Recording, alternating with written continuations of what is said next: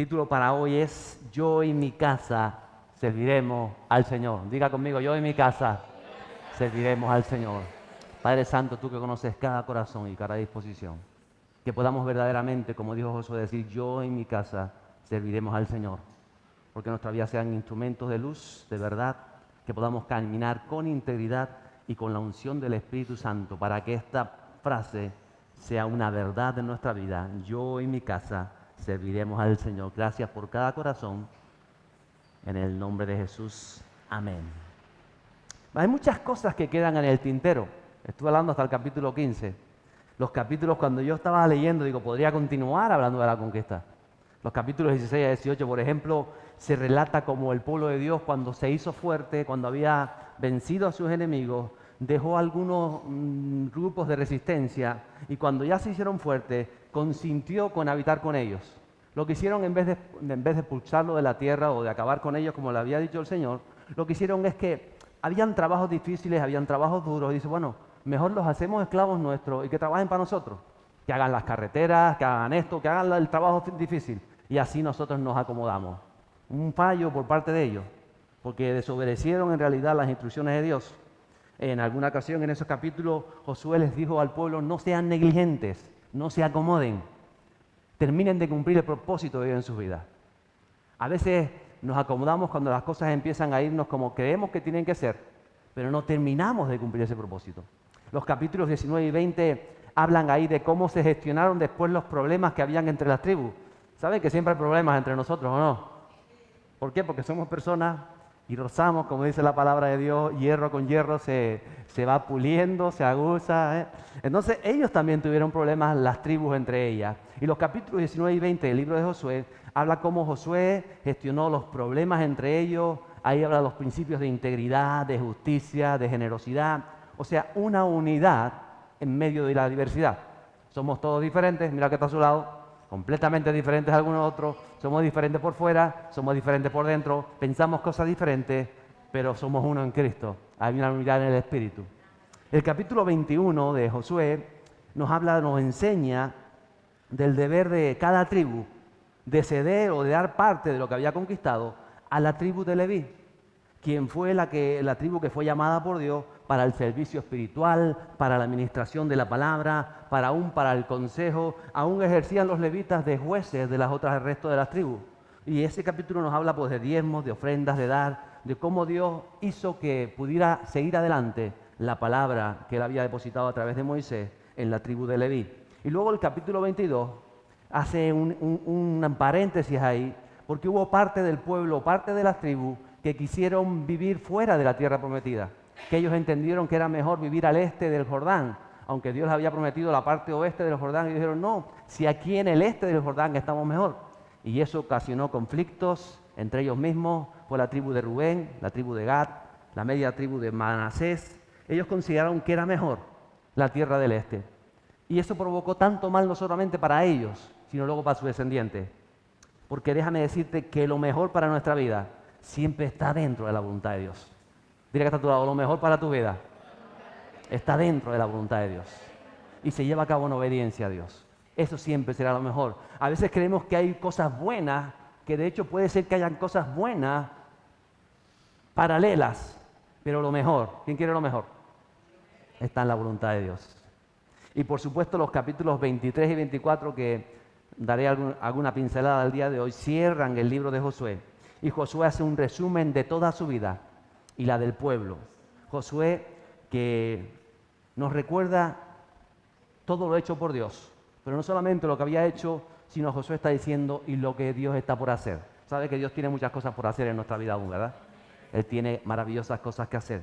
Vamos a los versos 2 y 3 del capítulo 23 que dicen que Josué llamó a todo Israel, a sus ancianos, a sus jefes, a sus jueces y a sus oficiales, y les dijo, yo ya soy viejo y avanzado en años, y vosotros habéis visto todo lo que el Señor nuestro Dios ha hecho a todas estas naciones por causa de vosotros, porque el Señor vuestro Dios es quien ha peleado por vosotros. Yo les pregunto hoy, ¿cuántas cosas hemos alcanzado ya en nuestra vida, hemos conquistado gracias a que tenemos a Jesús con nosotros? Usted puede pensar cuántas cosas en mi vida, cuando ahora miro atrás, cómo Dios me ayudó en aquella situación, cómo veo ahora la mano de Dios, de cuánto nos ha ayudado ya el Señor. Póngase a pensar un momento, con sus hijos, las dificultades que va cuando recuerdas cuando aquellos momentos de dificultad económica, quizá cuando no te salían los papeles y clamaste, cuando te ocurrió aquello, cuando lo otro, cuando pasaste por el hospital y quizá pensaste que era... Y ahora te pones a pensar y dices, ay Señor, ¿de cuántas cosas? ¿En cuántas cosas nos has ayudado? ¿A que sí? ¿Más de 5? ¿Más de 10? Ay, si yo me pongo a pensar que yo... y esas son las que yo sé. ¿Cómo será aquellas que la hace sin nosotros ser conscientes de tantas verdades? Hemos visto la mano de Dios una y otra vez. Pero a veces parece que no fuera suficiente. Que a veces nos frustramos o nos quejamos o que necesitamos aún más, como si no bastara lo que ya Él ha hecho por nosotros. Con el hecho de conocer a Jesús, de que el Espíritu Santo sea real en tu vida, de experimentar ese gozo de la salvación, la paz de Jesús, el amor del Padre, ya solamente con eso debiéramos vivir tremendamente satisfechos. ¿Lo cree o no lo cree? Mire, pensando yo en estas cosas, cuando Jesús vino a compartir en el siglo I de nuestra era, dicen que 1 de cada 4 habitantes del Imperio Romano, se cree que 1, otros dicen que de cada 3, eran esclavos. Esclavos, literalmente esclavos. ¿Sabe lo que es un esclavo? Esclavos. O sea, tenían sus amos que los habían comprado, los habían adquirido en las guerras y eran vendidos, o esos esclavos habían tenido hijos que también eran esclavos porque eran hijos de esclavitud. O sea, 1 de cada 3 o de cada 4 ciudadanos del Imperio Romano era esclavo. Y se dice que la mayoría de los esclavos recibieron el mensaje de Jesús.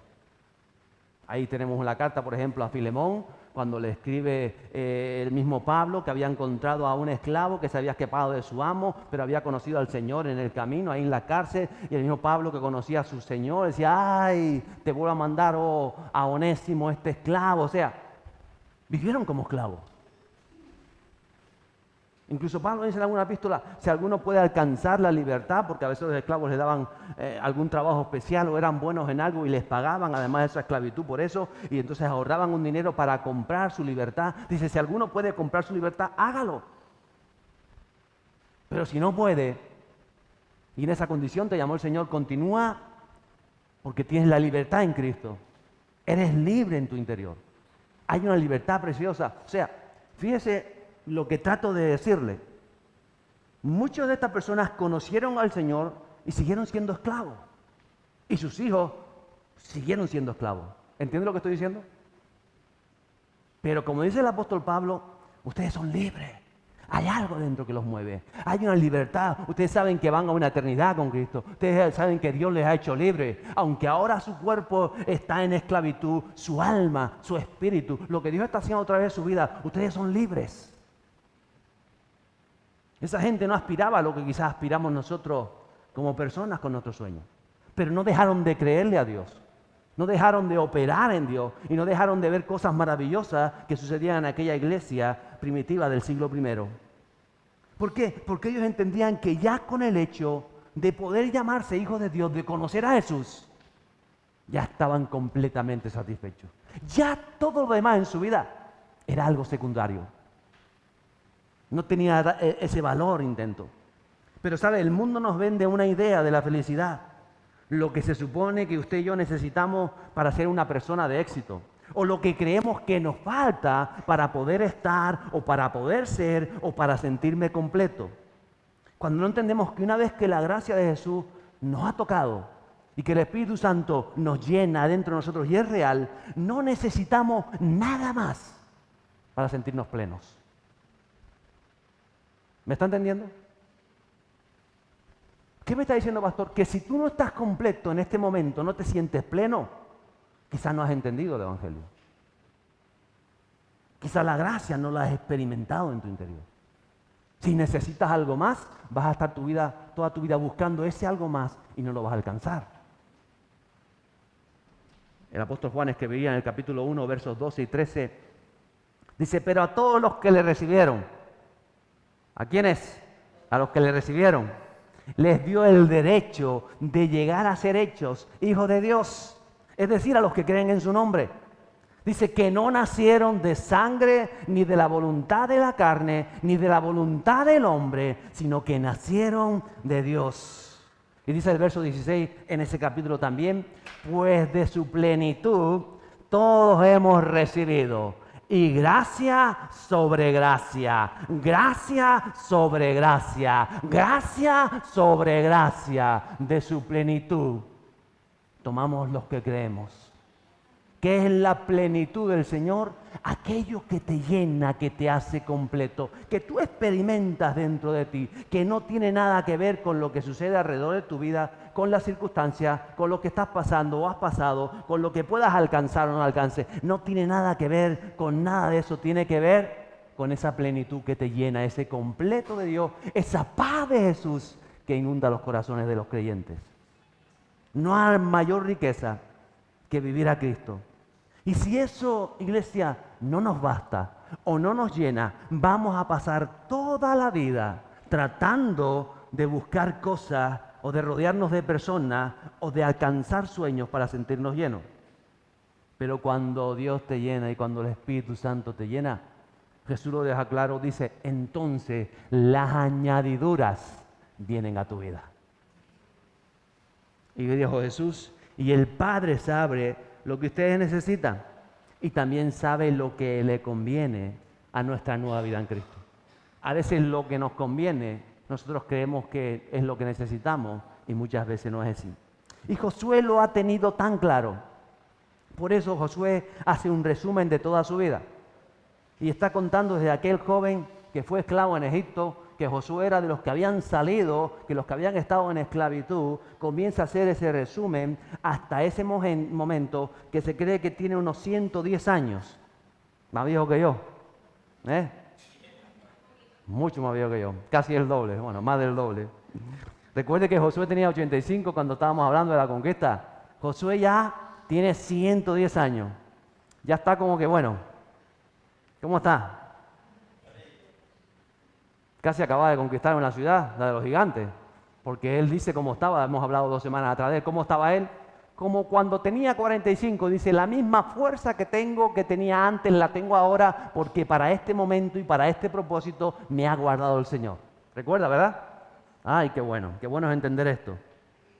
Dice, vosotros habéis visto todo lo que el Señor vuestro Dios ha hecho por causa de nosotros. Nosotros podríamos decir lo mismo.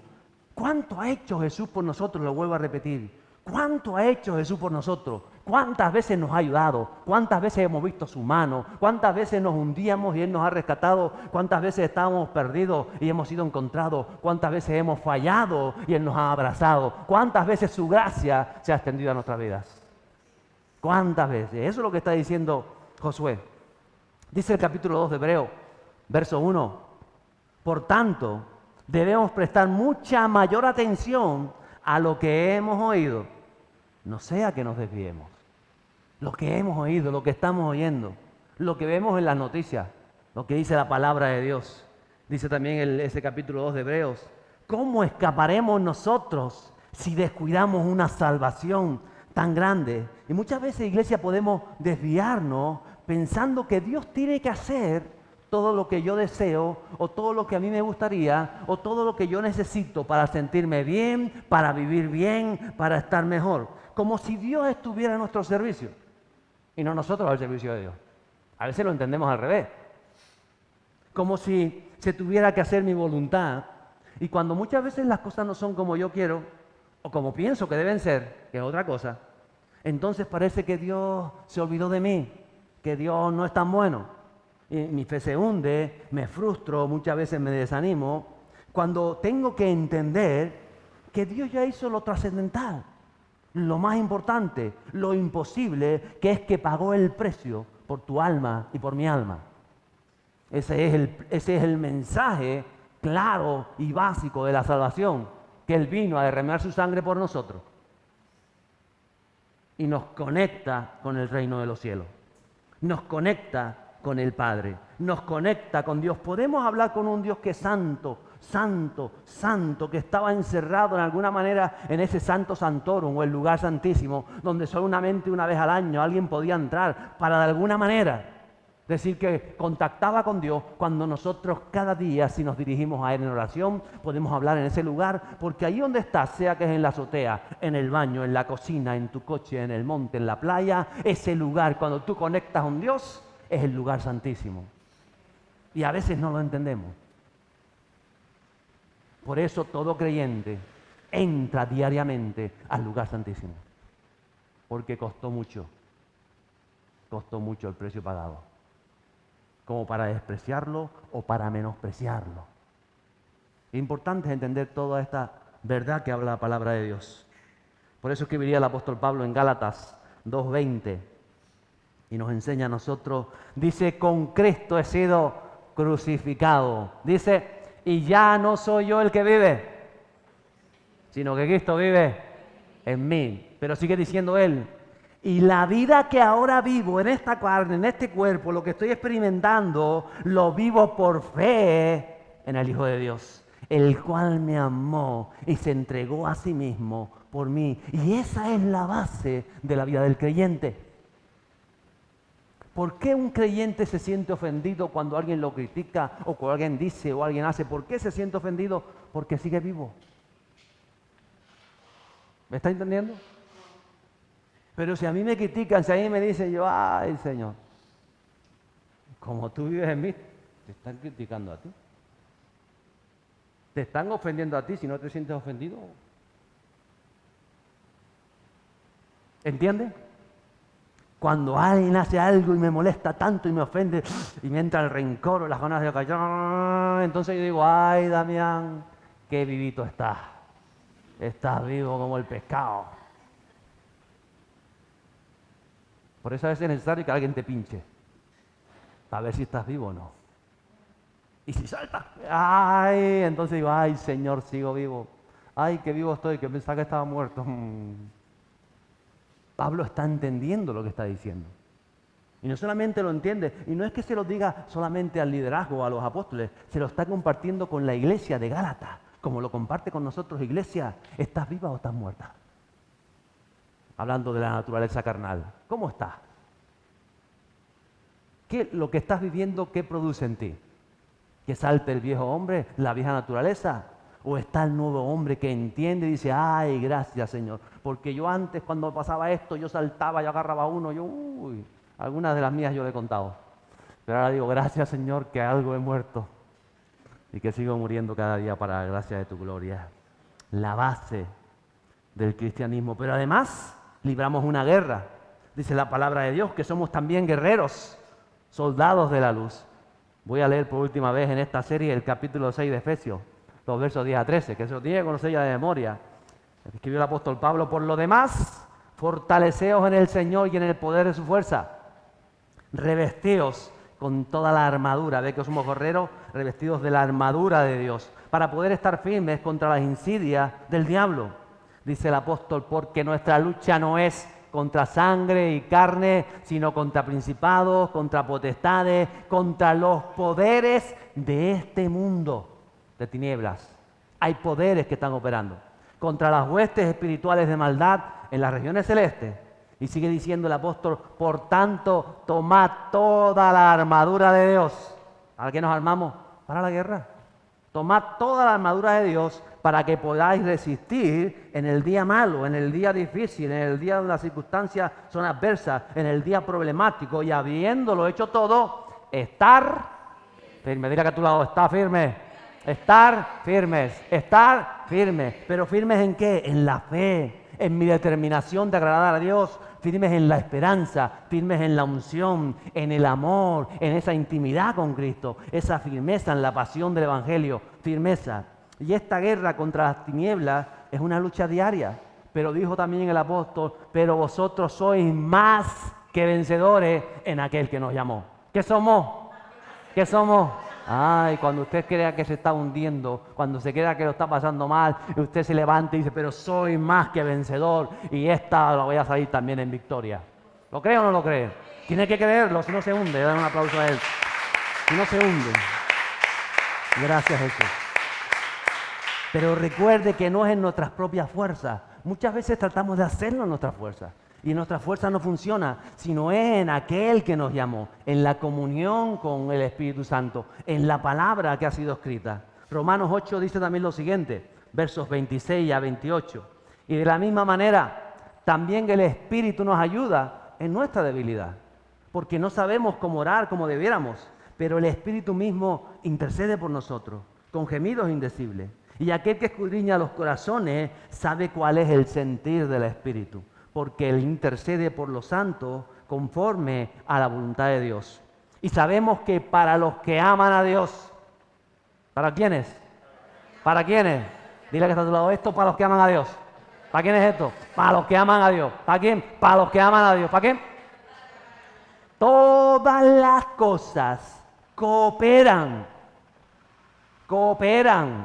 para bien.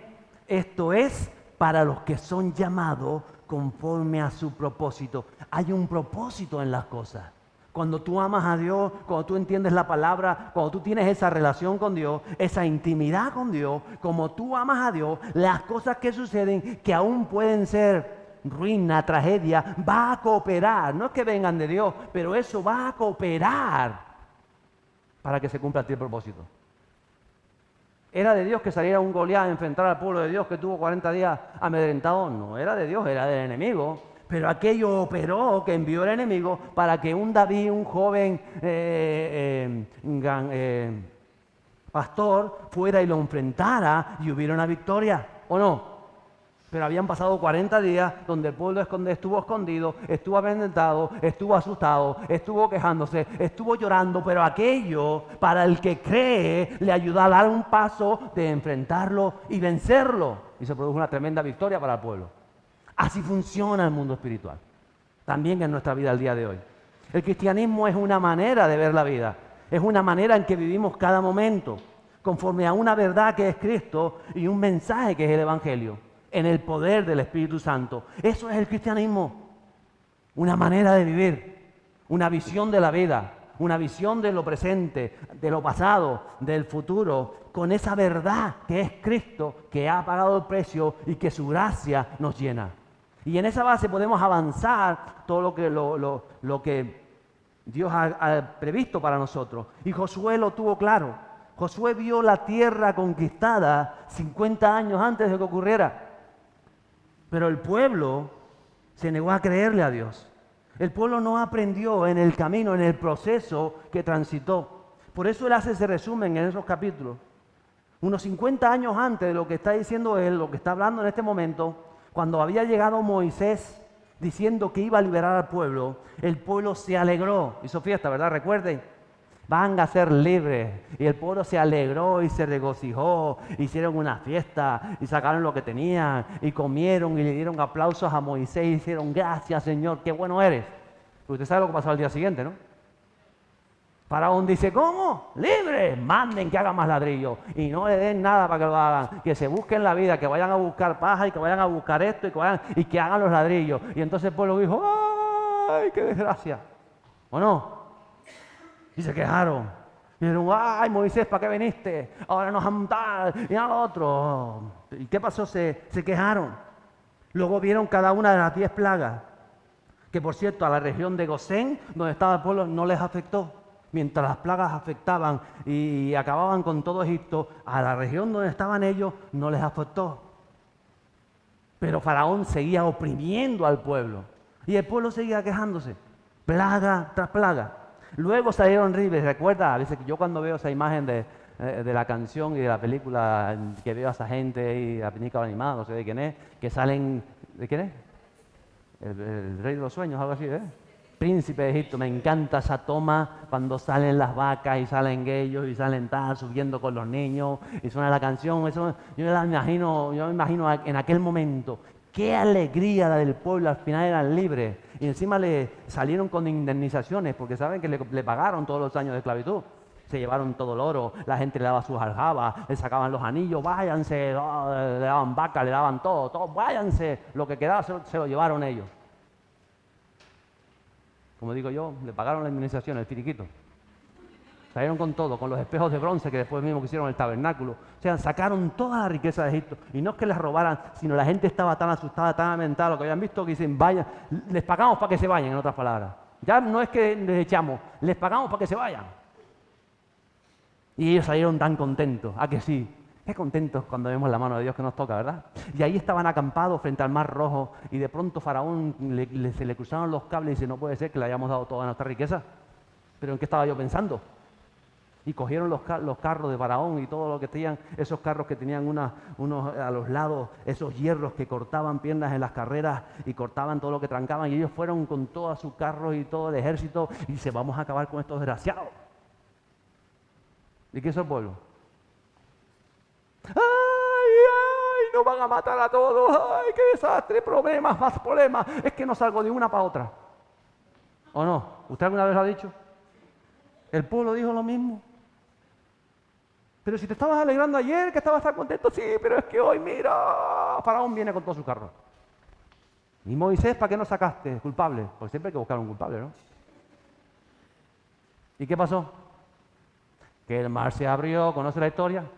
Pasaron, no solamente pasaron ellos, sino que cuando trata el enemigo de pasar, se quedan, ¡ay! Entonces estaban tan contentos, gracias Señor. Y digo, hombre, ya tuvieron que aprender. Estas sí que aprendieron, ¿a que sí?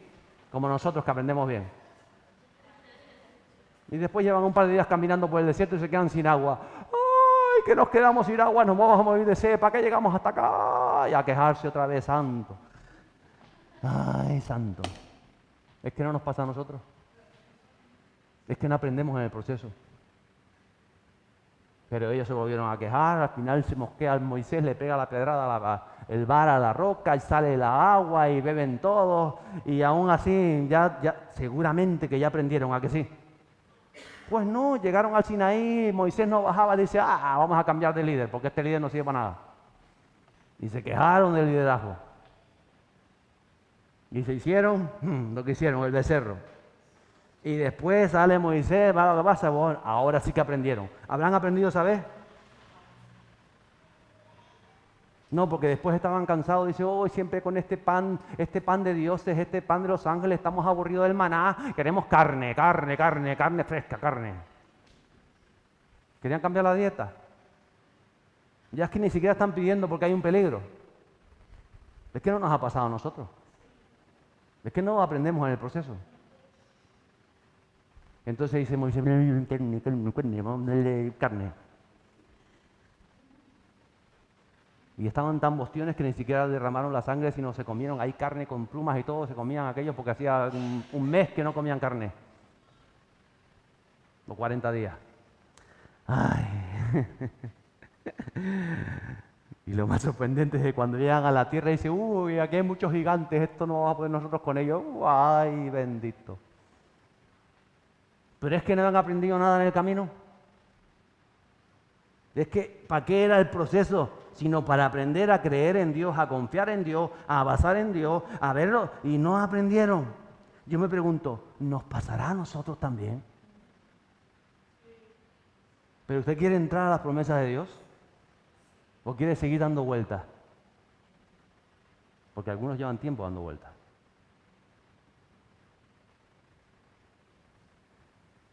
Josué había vivido todo aquello. Él estaba allí cuando pasó todo aquello, desde la esclavitud hasta ese momento que está compartiendo. Pero ¿sabe? Josué era diferente. Él vivió las mismas circunstancias que vivieron los demás, pero él tenía esa visión, esa fe, esa fidelidad a Dios para decir, no, pero es que si Dios lo dijo, lo vamos a alcanzar. Claro que hay que esforzarse, claro que hay que luchar, claro que hay que ser valiente, claro que pero que hay que obedecer a lo que Él nos dice y nos va a ir bien.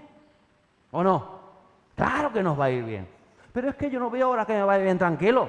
Cuando estás en medio de la lucha, estás luchando. En ese momento no estás disfrutando ni nada, pero te va a ir bien porque en otras palabras, está amañada, la batalla está amañada. Es como el que va a jugar un partido, no, el partido está amañado. No importa si aquellos son mucho mejores, al final va a quedar 10, van a ganar. En serio, sí, van a ganar, porque yo tengo amañado esto, lo otro. Pero tú tienes que jugar el partido y dices, no voy a jugar porque ahí está Cristiano Ronaldo, y está Messi, y está el otro. Y yo no, ¿cómo voy a jugar contra esa gente? Yo no juego porque me van a ver una cuerada. Y el Señor te dice que no, juega por fe, que va a ganar, y tú empiezas a jugar y te meten 20-0 y van 20-0 y dices que soy un batata si fuera todavía Pastor Ricky, que sabe más que yo, pero yo soy un batata en fútbol. Pero lo que tengo que hacer es luchar, tengo que seguir jugando, tengo que seguir batallando y al final creerle a Dios que no sé cómo lo va a hacer. Pero si yo lo creo y yo juego el partido, yo gano. ¿Usted lo puede creer? Nos cuesta creerlo. A lo mejor al principio dice, bueno, sí, Dios va a hacer algo, pero quedan 5 minutos para el final y voy perdiendo y Dios no ha hecho nada. Tranquilo. Si Él es Dios, mira que está a tu lado, Él es Dios. Y solo te demanda a ti que creas, que seas valiente y que luches cada batalla en su nombre. Y contra viento y marea, Josué, que vivió todo lo que vivió todo el pueblo en ese transcurso. Recuerdo cuando intentaron apedrearlo, hablé esto cuando Caleb. Recuerda cuando él dijo, no, hermano, vamos a poder. Y quisieron apedrearlo. Cogieron las piedras y todo. ¿Y sabe qué pasó? Que apareció la gloria de Dios si no hubiesen matado a Josué 40 años antes, ¿se imagina? Si lo hubieran matado, ¿quién escribe el libro? Porque hay un propósito de Dios. Pero sabe, hay otro caso en la palabra de Dios y está en Hechos 7, cuando Esteban iba a ser apedreado. Alguna vez le pregunté al Señor, Señor, tú interveniste cuando Josué, sin embargo no interveniste cuando Esteban. Y de alguna manera Dios me corrigió, entiendo yo que recogió mi mente y dijo, no, yo intervine cuando Josué y yo intervine cuando Esteban, porque Dios siempre interviene cuando sus hijos están en esta situación. Y me dijo, léete otra vez Hechos 7, porque interviene de una manera diferente, pero interviene. Mira que está a tu lado, Dios siempre interviene. En Hechos 7 dice, Esteban lleno del Espíritu Santo, fijó los ojos en el cielo, vio la gloria de Dios y a Jesús de pie a la diestra de Dios. Y dijo Esteban, he aquí veo los cielos abiertos y al Hijo del Hombre de pie a la diestra de Dios. Y el Señor me dijo, intervino mi gloria. Esteban estaba viendo mi gloria. Evidentemente no intervení cuando lo hice con Josué, que evité que lo apedrearan. Ahí no evité que lo apedrearan, pero yo intervine porque era mi deseo recibir a Esteban en ese momento. A veces no entendemos cómo lo hace Dios, pero es que Él lo hace. A veces queremos que lo tiene que hacer a nuestra manera.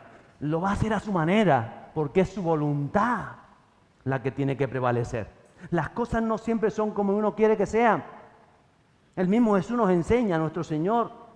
Él dijo, Padre mío, si es posible, si tú quieres, a mí me gustaría que pase esta copa, que no tenga que atravesar esta noche donde me van a traicionar, donde ni siquiera mis discípulos que les mandé a orar pueden orar una hora, donde me voy a encontrar solo la noche más tarde. Si tú quieres, hazlo de otra manera. Pero terminó la oración diciendo, pero no como yo quiera. No mi voluntad, sino la tuya. ¿Sabe qué pasa muchas veces? Que le decimos nosotros, Señor, mi voluntad es esta, yo quiero que tú lo hagas así, así, así, sí. Cuando lo hago, no. Pero no se haga mi voluntad, porque la tuya es la perfecta. Porque tenía que pasar así para que usted y yo estemos hoy aquí. Porque Jesús tenía que ser atravesado en aquella cruz para que usted pueda ser sanado hoy. ¿Usted lo entiende? A veces no lo entendemos porque lo vemos todo tan terrenal que no entendemos la visión de los cielos. Josué, Jesús, José, Daniel, Pedro, Pablo, Juan y cada mujer que aparece ahí en el Nuevo Testamento. Grandes hombres y mujeres de Dios. Mire, no lo tuvieron fácil. Pasaron momentos de dificultad, de dolor, de tragedia, de pesar, pero ellos siguieron luchando. No se rindieron, se levantaron, veían las cosas desde la perspectiva de los cielos y a eso somos llamados nosotros precisamente en este tiempo que nos ha tocado vivir. Los creyentes que somos llamados a ser líderes de Dios para estas islas y en cada área. Estoy hablando del área empresarial, de las artes, de la educación, del gobierno, de los medios de comunicación, la ciencia, la familia, la finanza. No podemos vivir como creyentes acomodados, luchando por nuestras propias cositas cuando hay una guerra que se está librando a escala espiritual. Usted tiene que entenderlo una vez. Cuando usted lo entienda, usted se va a meter en una vida de oración, de intimidad con Dios, de presencia de Dios, de fuego de Dios, de unción de Dios, porque si no, la guerra está perdida. Porque la guerra se lucha en lo espiritual y después se sale al frente con nuestras luchas diarias. 14 mensajes acerca de conquista para despertar y dirigir al conquistador, a los avivadores de nuestro tiempo. Los Caleb y los Josué. Le estaba compartiendo un testimonio a alguien antes, porque yo puse aquí 2 nombres en punto suspensivo. Está aquí en el... Digo, los Ricky, porque yo sabía que Ricky iba a estar aquí al pie del cañón. Ricky? Al pie del cañón. Los Ricky iban a estar aquí. Santo. Pero los Sebastián no sabían yo que iban a estar aquí hoy, porque él trabaja los domingos. Ya hacía varias semanas que no voy a venir los domingos. En fin, ni me acuerdo el último domingo que vine. Y yo cuando estaba escribiendo ahí Sebastián, digo, ay, Sebastián, no, iba a tacharlo. Ay, voy a poner otro que sé que va, Eduardo, que sé que va. Dice, no, pon eso que está escrito. Porque hay profecías que se están dando. Hay tiempo, Sebastián, y has sido llamado a esta tierra para algo mayor de lo que tú sabes y lo que tú esperas. Porque Dios y lo hace con todos nosotros, a lo mejor te da una visión de algo y tú vienes aquí pensando para tener más seguridad para tu familia, porque aquello se ha vuelto complicado Colombia, y esto, y estás viniendo, y porque Dios abrió la puerta, y estaba tu hermano, y esto y lo otro, entonces voy e intentaste volver, y no, ay, no engatusa al Señor. Él te da la parte emocional, la parte humana, pero hay algo espiritual detrás, hay algo más grande que todo eso. Tenemos que entenderlo. Y le contaba yo el testimonio a mi esposo también cuando le dice, tómate este año sabático para que te quedes en casa, para que te llenes de la palabra, para que busques. Y claro, él te da como, ay, bueno, sí, pues yo ahorro un dinerito, tengo un buen dinero ahorrado ahí, y entonces tomo ahora el año sabático y dejo el trabajo ahí aparcado. Y el Señor dice, vale, hazlo así, hazlo así. Y cuando ella dice, qué bien, ya lo hice así, ya dio el primer paso, y dice, Señor, tranquilo, que no estás confiando en mí. Estás confiando en el pedazo de colchón que dejaste ahí para escapar el año bien, ahorradito. ¿O no? Porque a veces creemos que creemos cuando no creemos. Y entonces dice el Señor, ¿por qué no siembras aquello allí? Uy. Y ella, que es muy inteligente, como mujer virtuosa que es, me decía, Damián, el Señor me está diciendo que dé 1000 para allá. Ah, pues si Dios te lo dijo, hazlo. Y así iba mosqueada. Se iba mosqueada porque si me dice que no, y el Señor me dice que dé 500 para allá. Y el Señor dice que de 800 para allá. Y el Señor me dice que 200 para allá. Y el Señor me dice que 100 para allá. Y el Señor, y cuando el ahorro hizo... ¿O no?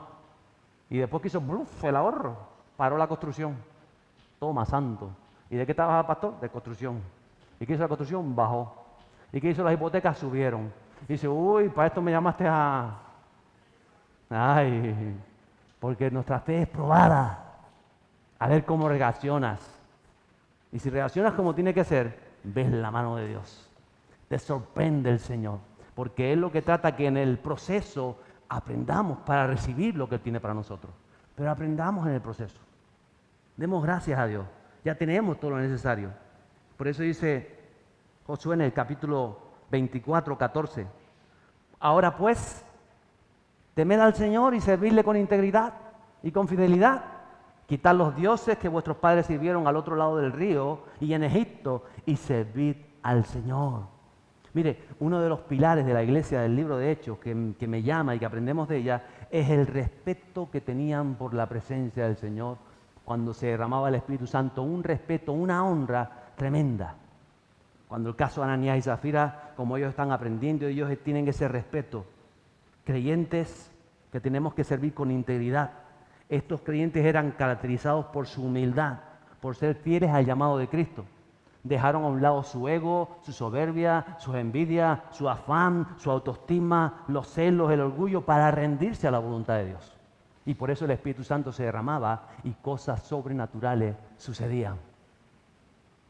Por eso es necesario que yo muera, para que Cristo viva en mí. Cuanto antes lo entendamos y trabajemos en ello, porque tenemos que trabajarlo, antes se van a dar esas cosas que anhelamos. Y en tiempos de persecución de la iglesia, ellos aprendieron no solamente a desprenderse de tantas cosas, sino que aún tenían que dejar sus propiedades, sus casas, aún sus familias. para huir de la persecución y llevaban el Evangelio. Pasamos la vida muchas veces, iglesia, peleando batallas que nada tienen que ver con el reino de los cielos. Y terminamos desgastados. Pero una cosa te digo, las verdaderas batallas en el Señor transforman nuestro interior y transforman nuestro alrededor, transforman nuestras vidas y nos llevan a victorias eternas. Por supuesto, el versículo clave de todo este capítulo se encuentra en el 15. Cuando Josué, ya que se despide con esa edad, dice: y si no os parece bien servir al Señor, escogeos a quién habéis de servir. Si a los dioses que sirvieron vuestros padres, que estaban al otro lado del río, o a los dioses de los amorreos en cuya tierra habitáis. Y es cuando dice esa frase maravillosa, que Josué dice: pero yo y mi casa serviremos al Señor.